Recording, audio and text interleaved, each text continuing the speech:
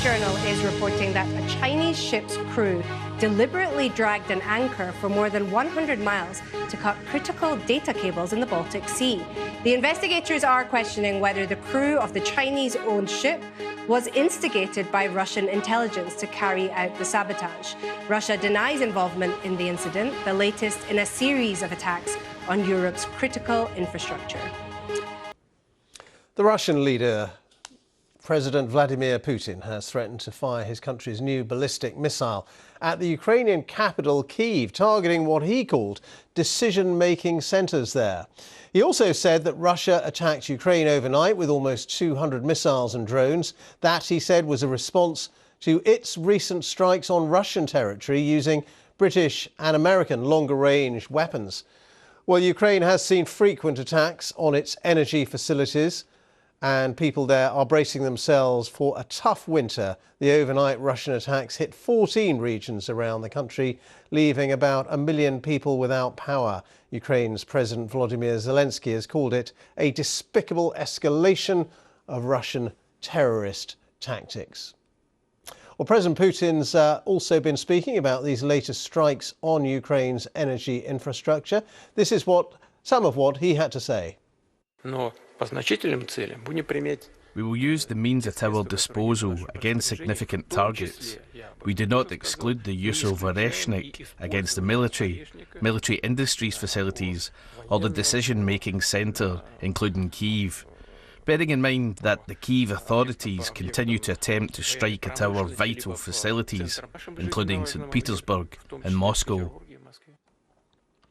Well, that was President Putin, who has also been talking about President-elect Donald Trump in the United States and saying that he thinks Mr. Trump is intelligent, but also fears for the President-elect's safety after assassination attempts and reports of bomb threats to some of Mr. Trump's incoming team. Let's have a listen to that.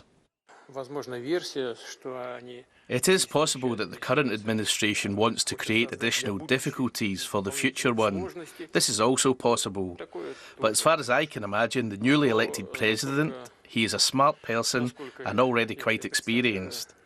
It seems to me that he will find a solution, especially after he has passed such a serious test, let's say, as the fight to return to the White House. President Putin speaking there today. Let's get some analysis of what Russian tactics are on this. We can speak to Olga Kakova, Deputy Director for European Energy Security at the Atlantic Council's Global Energy Centre. And thank you for being with us. Russia once again hitting Ukrainian energy infrastructure and energy facilities, leaving, as I say, about 1 million people without electricity and power. Thank you so much for having me on. Really appreciate it. I think it's important to set the scene right, and this narrative that Putin is trying to create, this false narrative of this being some kind of retaliation. I think it's important to address the fact that this was a designed, strategic, intentional action that Russia would have taken regardless.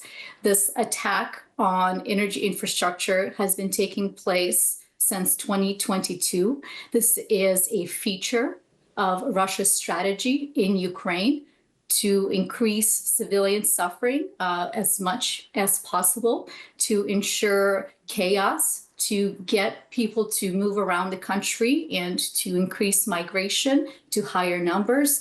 And frankly, it is the cruelest of strategies because it impacts most vulnerable population, the sick, the elderly, the disabled the most. In other words, Mr. Putin is trying to attack not just military targets in Ukraine, but civilian targets, as he has long done, and trying, I suppose, to sap the morale of the Ukrainian people as this war grinds on. Look, it's been more than 1,000 days. And this is not just the threats of attacks. A lot of people are deprived of basic things like sleep.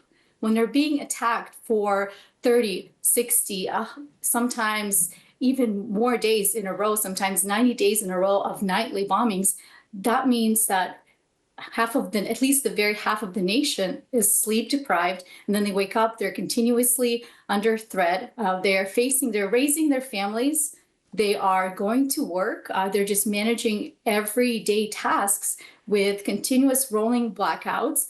But yet this speaks to the resilience and strength of Ukrainian people. This is why we must not absolutely give up on Ukraine. This is why right now support for Ukraine's air defense is the most effective, impactful strategy to ensure that Ukraine can protect the remaining infrastructure, both electricity and heating as well. Because the new feature of Russian strategy too now is with the transit contract, the natural gas transit contract is expiring by the end of the year, and Russia has been more frequently going after the natural gas system in Ukraine, which supports heating for millions of Ukrainians. And we're already seeing escalation of attacks on the natural gas system, which is in some cases more complicated to repair versus the electricity system, which again has its own complications. But the natural gas infrastructure is a whole different conversation. OK, Olga, thank you for explaining that. Olga Kakova there,